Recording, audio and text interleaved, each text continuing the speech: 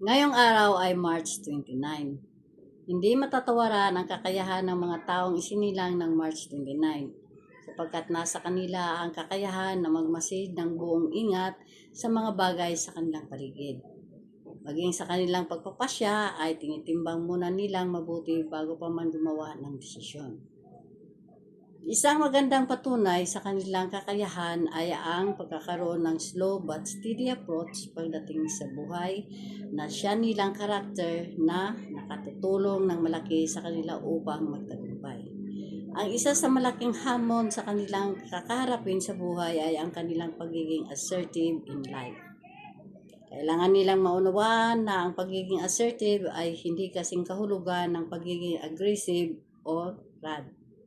Ginagawa mo lamang ang bagay na ito upang matiyak na ang mga valuable contributions na inyong ginagawa ay marirecognize. Ang anumang kawalan ng focus, pagiging aloof at cautious ang ilan lamang sa kanilang mga negatibong ugali.